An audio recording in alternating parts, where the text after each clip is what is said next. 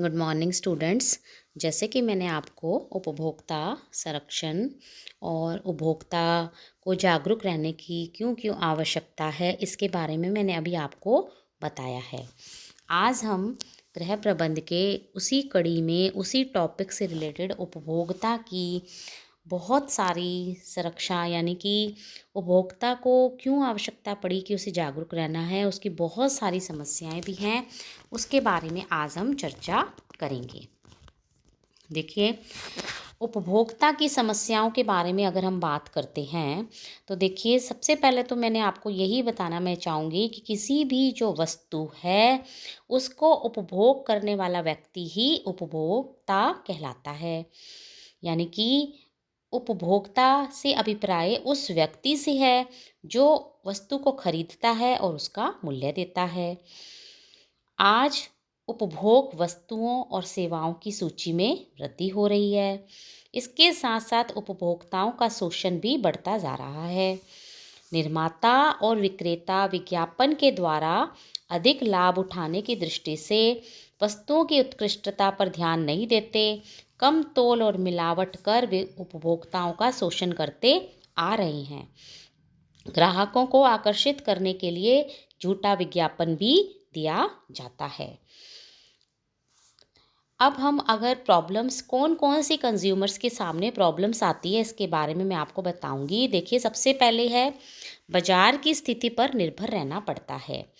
यानी कि बाजार में जैसा भी सामान उपलब्ध होता है, उपभोक्ता को वह क्रय करना पड़ता है। नए प्रकार की वस्तुएं निरंतर बाजार में आती जा रही हैं, जिसको पहचानना या उसकी पर्याप्त जानकारी प्राप्त करना उपभोक्ता के लिए कठिन होता है। इसके अतिरिक्त उक्त वस्तु किस बाजार में उचित मूल्य और गुण की मिल सकेगी, यह भी निश्चित करना मुश्किल होता है। दूसरा, वस्तु का गुण। वस्तु के गुणों का परीक्षण करना प्रत्येक उपभोक्ता के लिए संभव नहीं होता। मिलावट वाली वस्तुओं की पहचान करना कठिन होता है। यानी कि दुकानदार इतनी चालाकी से और सफाई से मिलावट करता है कि वो उपभोक्ता को समझ में ही नहीं आ पाता और दुकानदारी की भ्रमपूर्ण जानकारी पर विश्वास करके वो उस वस्तु को खरीद लेता है। तीसरा, चुनाव की समस्या। अनेक दुकानों पर एक ही वस्तु की कई किस्में होने से चुनाव कार्य में अत्यधिक श्रम और शक्ति का उपयोग करना पड़ता है। उपभोक्ता को समझ में ही नहीं आता कि वो किस चीज़ का सिलेक्शन करे। एक वस्तु देखिए, जैसे ऑयल है या साबुन है, ठीक है, साबुन है, उसके कितने ब्रांड, ट्रेडमार्क, नंबर की उपलब्ध होते हैं और सभी समान कार्य के लिए प्रयुक्त होते हैं। देखिए, जैसे तेल है, जैसे सपोज सरसों का तेल है, उसके इतने ज़्यादा मार्केट में ब्रांड है कि हमें समझ में ही नहीं आ पाता। इसी तरीके से कोई इलेक्ट्रॉनिक आइटम ले लीजिए और कोई फूड प्रोडक्ट ले लीजिए, बच्चों की मैगीज़ ले लीजिए, उसके बहुत सारे मार्केट में आते हैं, तो हमें समझ में ही नहीं आ पाता कि हम कौन सी वस्तु का चुनाव कहीं सही करें या ना करें। फिर आता है झूठे विज्ञापन। बहुत से उपभोक्ता झूठे विज्ञापनों, भ्रामक सूचनाओं और उपहार के लालच में आकर भी गलत वस्तु का चुनाव कर लेते हैं। ऐसे विज्ञापनों में अनावश्यक विशेषताओं को बढ़ा चढ़ाकर बता दिया जाता है।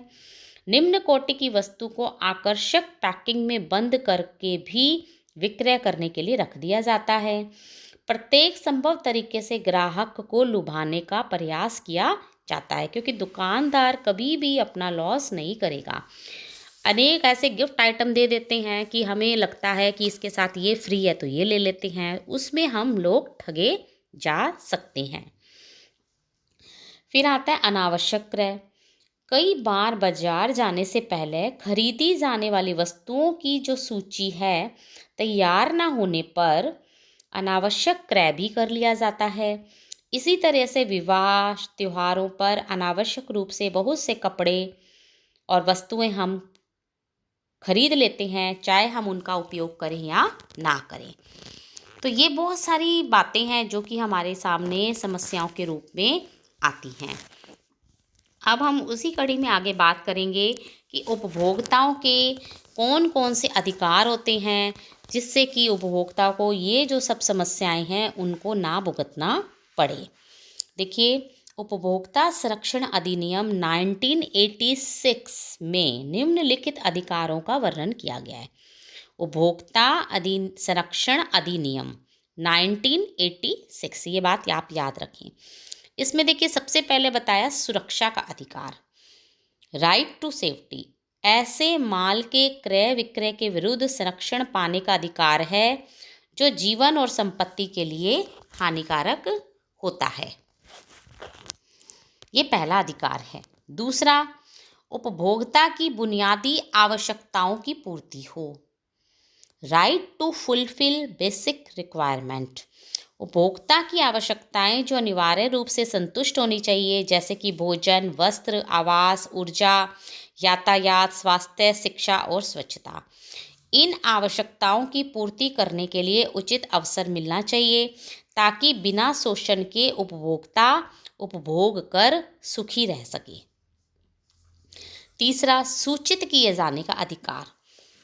अगर अनुचित व्यवहारों से उपभोक्ता को संरक्षण प्रदान करने के लिए माल की गुणवत्ता, मात्रा, क्षमता, शुद्धता, मानक और मूल्य के बारे में सूचित किए जाने का अधिकार होता है। यानी कि कोई भी जो वस्तु है उसकी क्वालिटी, उसकी क्वांटिटी, उसकी कैपेसिटी, प्योरिटी और स्टैंडर्ड मानक जिसको हम बोलते हैं और कॉस्ट के बारे में सूचित किए जाने का उपभोक्ता को पूरा अधिकार है। ये सब जितनी भी ये जो बातें हैं ये उपभोक्ता संरक्षण अधिनियम बना 1986 में, उसके अंतर्गत बताई गई।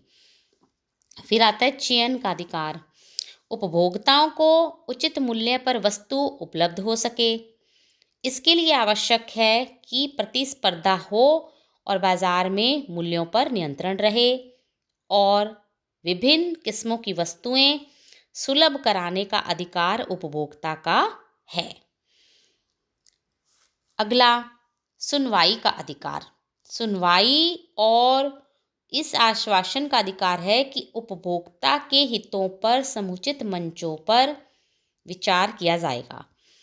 यानी कि अगर हमें कोई परेशानी आ जाती है तो हमें ये अधिकार है कि हमारी सुनवाई भी हो, राइट टू बी हर्ड। हमारी बात को सुना जाए, चाहे वो जिला रसद अधिकारी को सुने, जहां आप शिकायत दर्ज करते हैं, है ना, एक उपभोक्ता शिकायत पेटी भी रखी जाती है, वहाँ पर आपको हक है, आप अपनी बात को आराम से कह सकते हैं अगर आपके साथ किसी भी सामान को लेकर धोखाधड़ी हुई हो।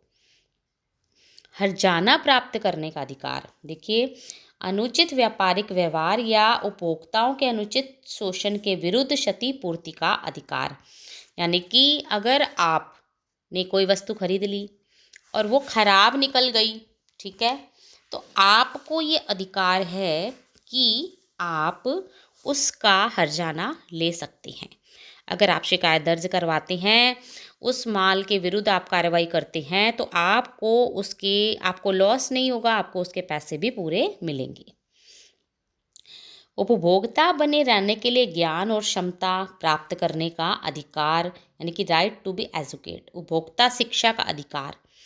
उपभोक्ता को हक है कि वो अपनी जो है शिक्षा है ना, उसका यूज़ करे। उपभोक्ता बने रहने के लिए ज्ञान और क्षमता उसे प्राप्त करने का अधिकार भी है। ये जितनी भी ये जो चीज़ें आपको मैंने अभी बताई हैं, ये सारी जो बातें हैं, ये आपके उपभोक्ताओं के अधिकारों के अंतर्गत आती है और उपभोक्ता अपने इन अधिकारों का यूज़ कर सकता है। क्योंकि उपभोक्ता और उत्पादकों का लक्ष्य भिन्न भिन्न होता है। उपभोक्ता अपने व्यय में अधिकतम संतोष प्राप्त करने का प्रयास करता है और उत्पादक का लक्ष्य अधिकतम लाभ प्राप्त अर्जित करना होता है। निर्माता और विक्रेता विज्ञापन के द्वारा अधिक लाभ उठाने की दृष्टि से वस्तुओं की उत्कृष्टता पर ध्यान नहीं देते। कम तोल और मिलावट के द्वारा उपभोक्ताओं का शोषण भी करते हैं।